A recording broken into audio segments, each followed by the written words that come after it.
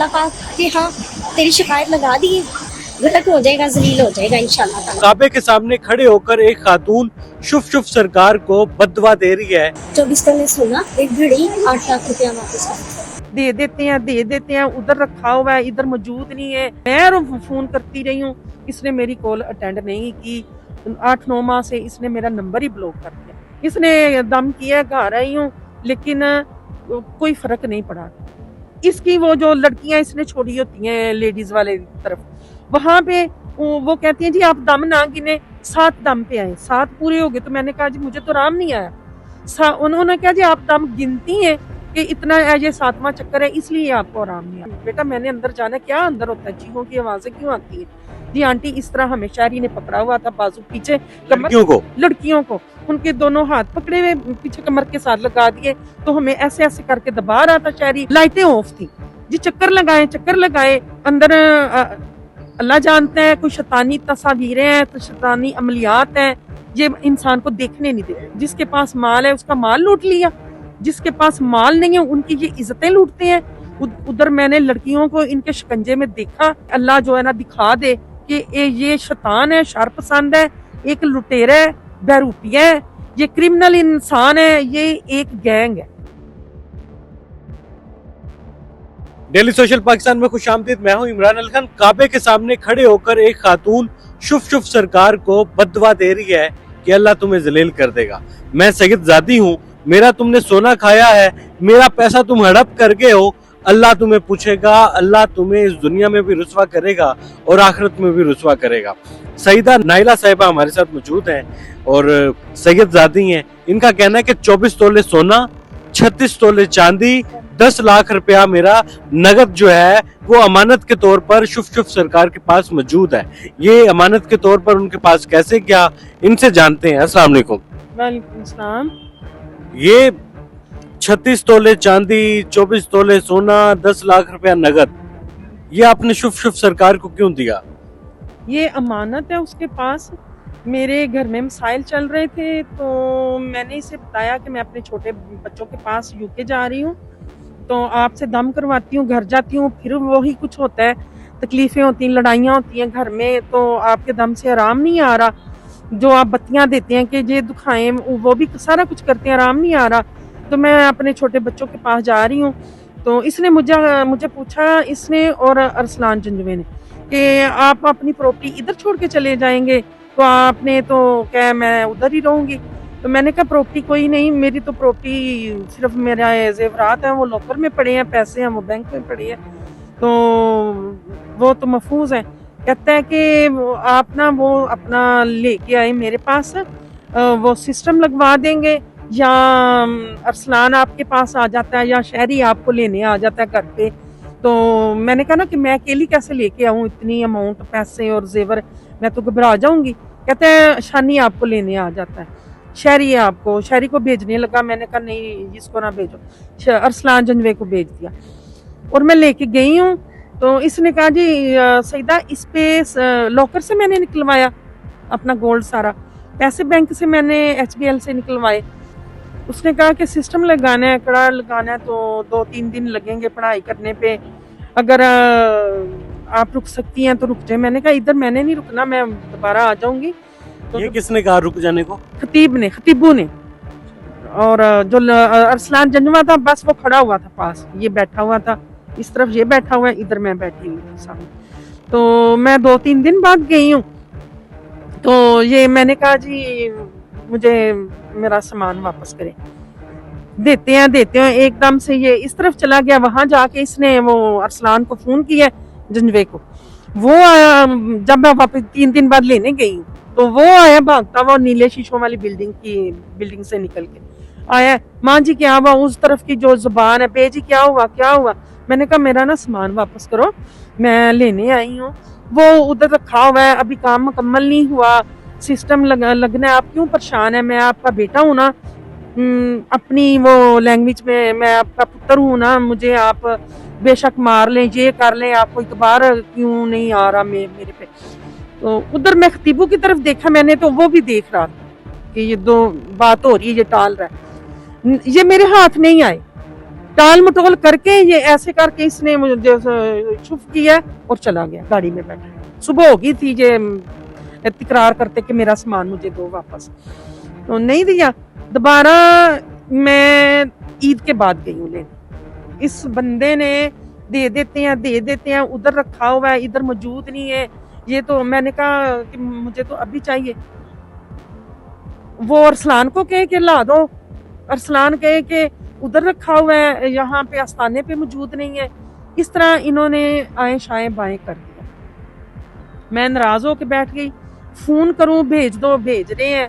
क्योंकि फिर मैंने उधर जाना छोड़ दिया कि मैं इतना खर्चा करके जाती हूँ, सफर लंबा करके जाती हूँ, तो मुझे ये बार बार कहते हैं कि सीता अरसलान घर दे आएगा, शहरजार और शहरी घर दे आएगा। इन्होंने नहीं भेजा।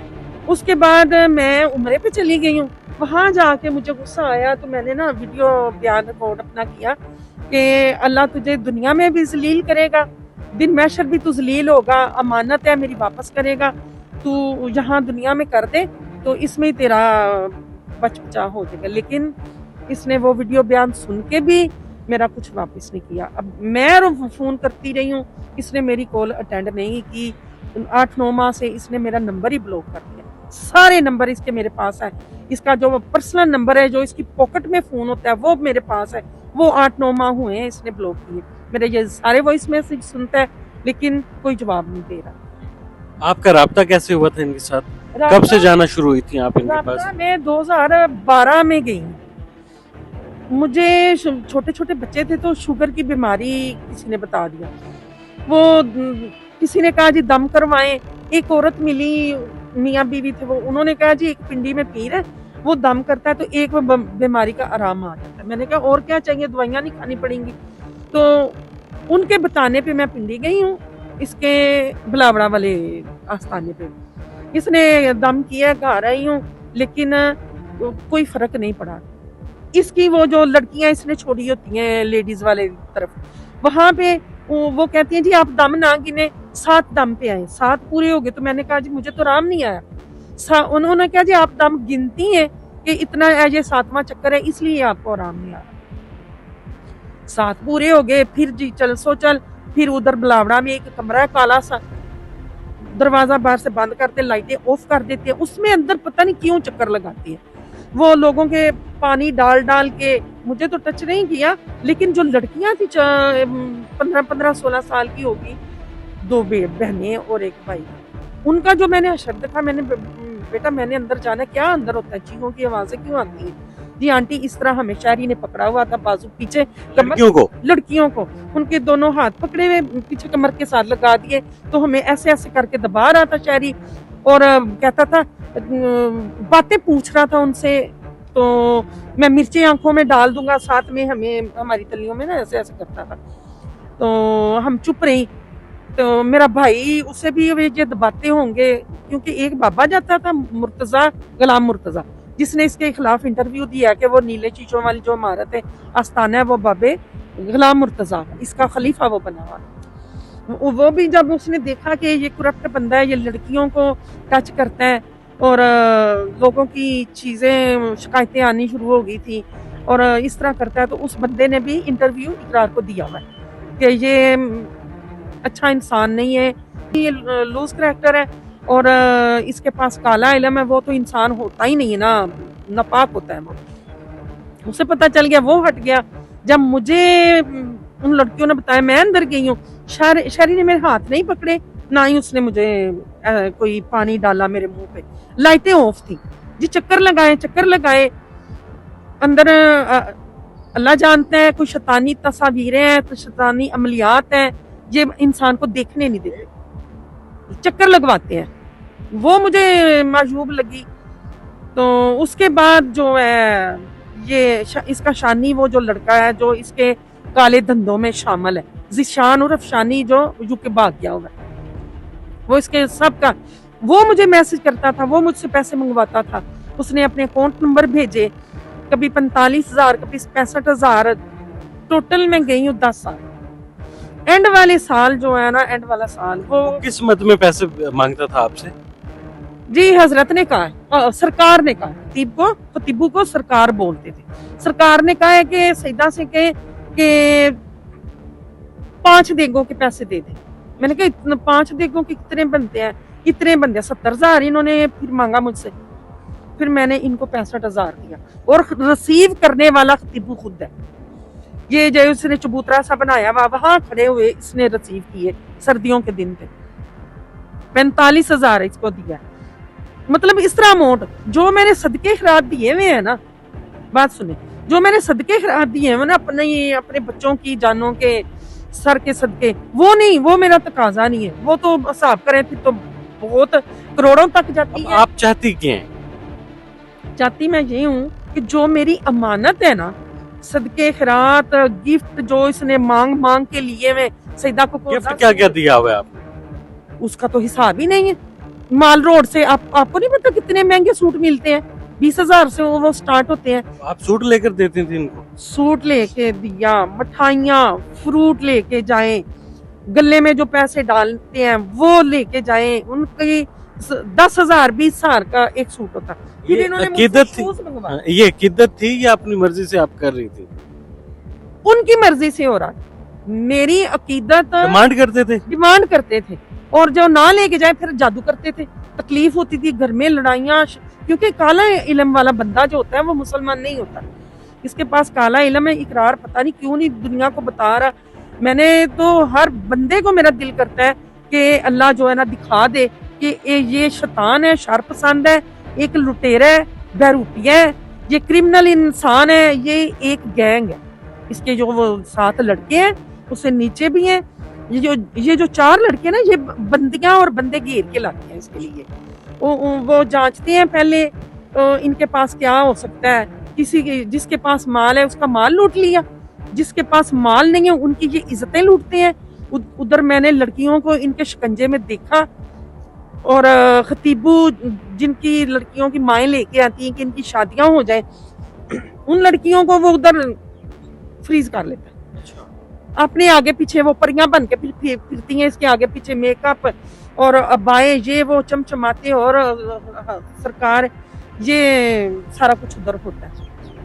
मुझे इन्होंने गिरा के, क्योंकि मैं आंटी थी, ठीक है, इन्होंने कहा कि आंटी से तरीके से माल निकलवाते हैं। आपको उसने लूट लिया, नगद भी ले लिए, सोना चांदी भी ले लिए, गिफ्ट तोहफे भी ले लिए, ये तो आपका लॉस हो गया है। तो आप क्या चाहती हैं? अदारे आपके लिए क्या करें, हुकूमत आपके लिए क्या करे? हुकूमत से ये रिक्वेस्ट है, वज़ीर आला मरियम नवाज ने बोला है कि हमने कानून बना दिए हैं काले इल्म वालों के लिए। तो देखें, लूट तो मुझे उन्होंने माली तौर पे उन्होंने बहुत ज्यादा नुकसान पहुंचाया, ठीक है। तो अब वो हम पे वो काला जादू कर रहे हैं, मुसलसल मेरे बेटों पे कर रहा है, मुझ पे कर रहा है। किसे बताएं जाके? हमारे 2 साल हो गए, लूटा हुआ माल वापस नहीं आ रहा, जो हक हलाल की कमाई है वो वापस नहीं आ रही और मुसलसल वो जादू कर रहा है। क्या हुकूमत कोई वो हमारा जानी नुकसान करेगा तो आगे आएंगे? ये तो फिर जुल्म की इंतहा है ना। उन्होंने, आप चाहती हैं कि इंसाफ हो, हुकूमत इसमें एक्शन ले? इंसाफ हो मेरे साथ, मेरा नुकसान पूरा किया जाए। अमानत है, चोरी डकैती नहीं है, अमानत वापस होनी है, वो वापस करे, वो अपने घर, हम अपने घर। वज़ीर आला मरियम नवाज, आप हमारी बात सुने, हेल्प करें। आप इतने समझदार हो, इतने आपने कानून बना दिए, तो मेरी भी रिक्वेस्ट सुने और इस तरह के जालिमों को आपने नथ डाली है, इसे भी डाले, पकड़ेंगे, तफ्तीश होगी तो पता चलेगा कि हम क्यों रो रहे हैं, हम सच हैं झूठ है, ये तो अदारों ने निकालना है। अल्लाह आपको और ताकत दे, रुतबा दे, इस जैसे जालिमों गंदों को जो है ना कैफरे किरदार तक पहुंचाने की अल्लाह आपको और ताकत दे। सीसीडी जहर चट्ठा, आपसे रिक्वेस्ट है कि इससे भी बढ़े, इसे भी पकड़ें, इसे भी अंजाम तक पहुंचाएं, इसे भी सजा दें। ये लोगों की इज्जतों का भी लुटेरा है, जानों का लुटेरा है, मालों का लुटेरा है, सारा कुछ वो कर रहा है। आप उसे पकड़े, तफ्तीश उसकी करें, आपको पता चल जाएगा। बिल्कुल ठीक है जी। सईदा नाइला बुखारी साहिबा मौजूद थी, इनके साथ जो मामला हुआ वो पूरी कहानी आपने सुनी है। ये एक केस नहीं है, इस तरह के हजारों केसेस ऐसे हैं जो सामने नहीं आते। इस पर एक्शन किसने लेना है? मौजूदा हुकूमत ने लेना है। मरियम नवाज साहिबा कहती हैं कि मैं खवातीन के हकूक की अलमबरदार हूँ। तो मरियम साहिबा, ये खातून है जो लुट चुकी हैं, जिनके साथ जुल्म हुआ है, जो ज्यादती के मारे लोग हैं, वो तो सामने नहीं आते, लेकिन इन्होंने सामने आने की ठानी है। और ये एक दरख्वास्त भी इन्होंने थाना रायवंड सिटी में दी है और अब देखते हैं कि क्या होता है।